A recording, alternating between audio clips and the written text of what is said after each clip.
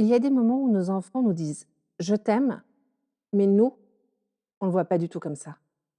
Nous, qu'on voit, quand ils le disent de certaines manières, c'est de l'ingratitude, du rejet, du manque de respect aussi parfois. Et bien sûr, on se sent super mal de penser ça, parce qu'on se dit que notre enfant, il nous aime forcément. Pourtant, certaines façons d'aimer nous blessent, nous agacent ou nous déroutent profondément. Mais si le problème n'était pas l'amour, mais la traduction qu'on en fait? Et si Hermès nous aidait pour cette traduction? Car Hermès, il est encore plus fort que Google Trad. Et parfois, avec nos enfants, et surtout nos ados, il est plus utile d'avoir Hermès à nos côtés que Google Trad.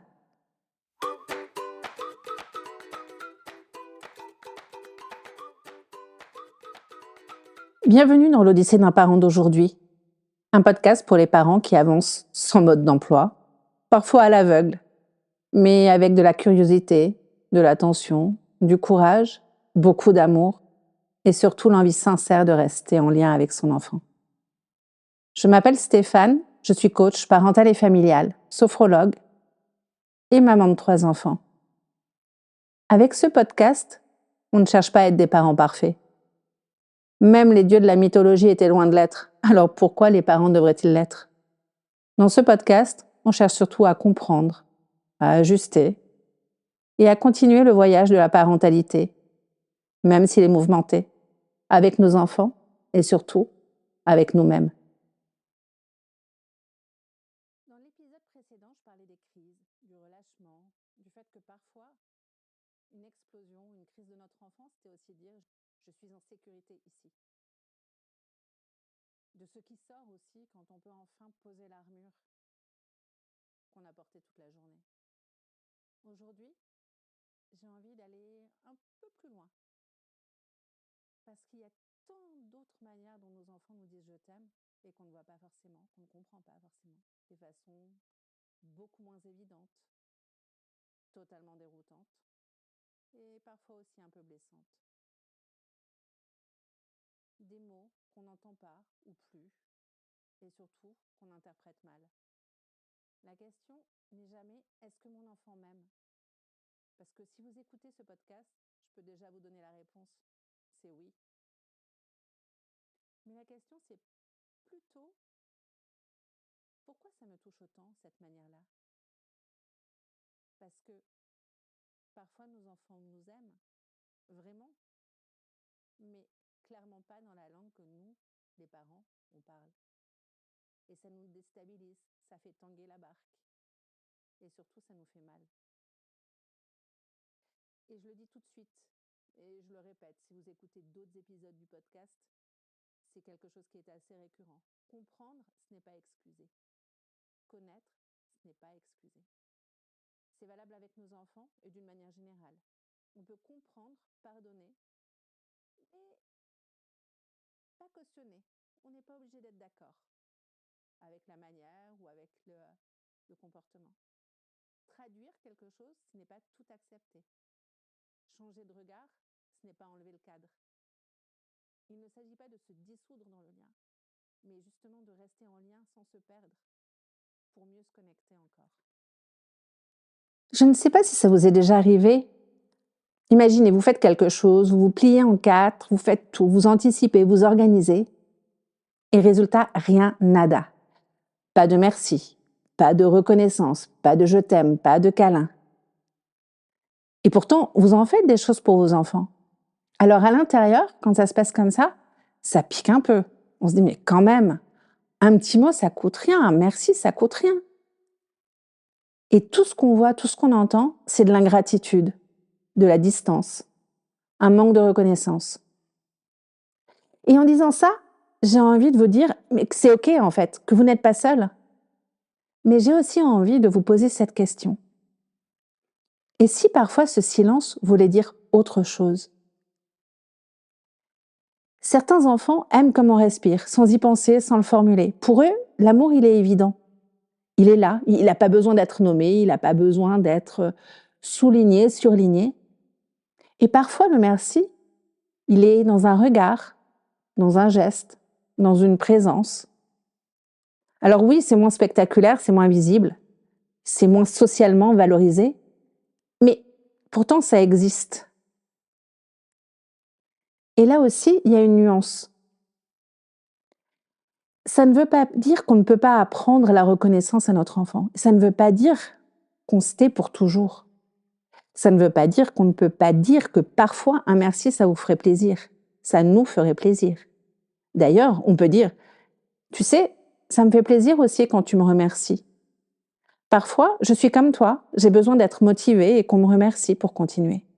Ça veut juste dire que tu remarques toutes les petites choses que je fais pour toi. On peut apprendre la reconnaissance à notre enfant. On peut lui dire ce dont nous, on a besoin ou ce qu'on aimerait. On peut aussi transmettre les mots sans faire porter à l'enfant la responsabilité de notre besoin d'être assuré, sans transformer ça en « tu ne m'aimes pas ». Et puis, il y a une situation qui est encore plus déroutante que l'absence de merci, l'absence de reconnaissance. C'est, je dirais, le « il m'ignore mais il ne part pas ».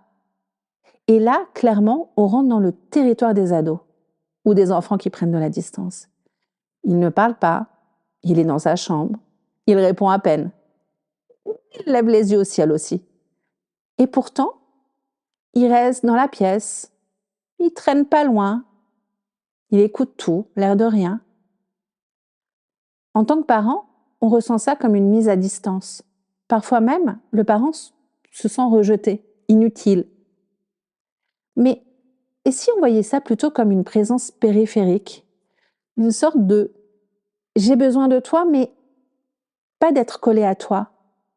Être là sans être collé, sentir la présence sans l'intrusion. Parfois, ce qui est difficile en tant que parent, c'est de trouver cette juste distance. Et surtout, d'accepter que le timing de l'enfant ou de l'ado n'est pas le nôtre. Parfois, ça ne matche pas. C'est comme avec Tinder, il n'y a pas de match. Le lien avec un enfant, et encore plus avec un ado, c'est un peu comme un élastique. Vous voyez un élastique, il se tend, il s'éloigne, il donne l'impression qu'il va se casser. Puis tout à coup, vous lâchez et ça revient. Parce qu'on ne peut pas vivre en tension permanente. Ce n'est pas une rupture, c'est un mouvement. Ça va et ça vient. Et là encore, respecter la distance ne veut pas dire s'effacer. On reste là, disponible, stable, sans courir derrière. Et puis, il y a cette dernière situation, peut-être la plus difficile émotionnellement. Vous savez, il parle mal, mais seulement à moi. Les mots qui blessent. On parle des mots cailloux pour les enfants, mais les mots cailloux pour les parents, ils existent aussi. Hein. Les phrases qui dépassent la pensée. Et ça, c'est dur. Les « je te déteste », les « tu comprends jamais rien », les mots qui dépassent. Et souvent, on est d'accord, ce n'est pas partout. Et c'est encore moins avec tout le monde. C'est ici, à la maison, avec vous. Et ça, qu'est-ce que ça épuise? Parfois, ça nous met aussi en colère. Et ça fait mal. D'ailleurs, je pense qu'on se met en colère parce que ça fait mal. Et dans ces cas-là, quand les mots cailloux sont lâchés, les parents se sentent désemparés. Et on oublie souvent de demander à Hermès la traduction. Pourtant, Hermès, il n'est pas loin. Hein. Il ne demande que ça à nous traduire. Mais juste, on est tellement embarqué dans nos émotions qu'on oublie. On a envie de pleurer, de crier, mais surtout, on a envie de crier à l'injustice et de dire « mais pourquoi moi ?» Et si parfois, la réponse était « parce que c'est toi, parce que tu es un lieu sûr ». Alors oui, c'est pas élégant, c'est pas agréable, mais c'est une sorte de désinhibition émotionnelle. Une sorte de « je peux tout te montrer ici, même ce qui déborde, même ce qui est moche ». Mais attention, c'est pas parce que Hermès nous a donné la traduction et que du coup on comprend qu'on doit tout accepter et tout encaisser. Aimer son enfant, ce n'est pas encaisser sans limite. Aimer son enfant, c'est pouvoir comprendre, pouvoir dire « je t'aime » et pouvoir dire aussi « ce ton-là, non. Cette phrase-là, je ne suis pas d'accord. » Et parfois, et ça arrive, quand ça déborde trop pour nous, s'éloigner quelques minutes, respirer, ce n'est pas casser le lien. C'est juste protéger le lien. Et je peux vous dire avec le recul et avec ma pratique avec les ados au cabinet, c'est que beaucoup de conflits avec nos enfants ne naissent certainement pas de ce qu'ils font ou de ce qu'ils disent, mais de ce que nous comprenons.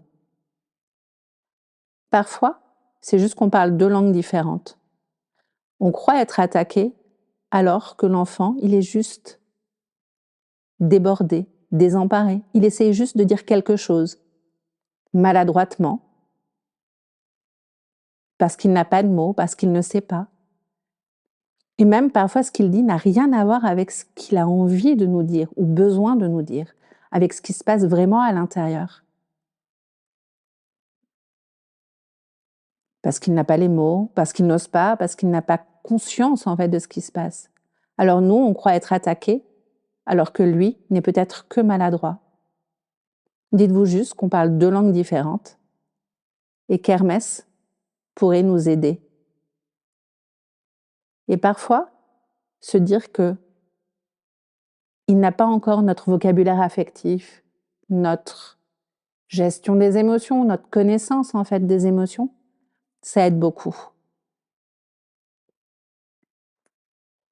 La morale de l'histoire, c'est que tous les enfants aiment, mais tous les enfants n'aiment pas lisiblement, de manière évidente. Et peut-être que grandir comme parent, ce n'est pas devenir le traducteur parfait. C'est juste apprendre à rester en lien, même quand l'amour prend une forme qui ne ressemble pas à celle qu'on attendait. Sans tout prendre pour soi et sans s'oublier. Peut-être que certains comportements ne sont pas des attaques, mais des tentatives maladroites de dire « je peux être moi ici, je ne suis pas seule, tu es là pour moi. J'ai besoin de toi, mais je ne sais pas encore comment te le montrer autrement. » Et peut-être, je dis bien peut-être, que ça peut changer les choses de tout regarder comme ça. Alors peut-être que la prochaine fois que votre enfant vous dira « je t'aime » un peu bizarrement, en silence, en s'éloignant, ou même en criant, vous penserez à moi et vous penserez surtout à Hermès. Et il vous décodera le truc. Et vous y penserez non pas pour tout excuser, ni même pour tout accepter, mais juste pour vous demander « qu'est-ce qu'il essaye vraiment de me dire là ?» Et si cet épisode vous a aidé à changer de lunettes, ou juste à vous poser une autre question et à voir les choses différemment, alors partagez-le à un parent qui pourra en avoir besoin. Promis, on continue l'Odyssée ensemble. Très bientôt. Parce que comprendre ne règle pas tout, mais honnêtement, ça aide vachement. Cet épisode vous a parlé ? Abonnez-vous pour suivre le podcast et le soutenir. Et si vous connaissez un parent en train de vivre sa propre Odyssée, partagez-lui cet épisode, ça pourra l'aider.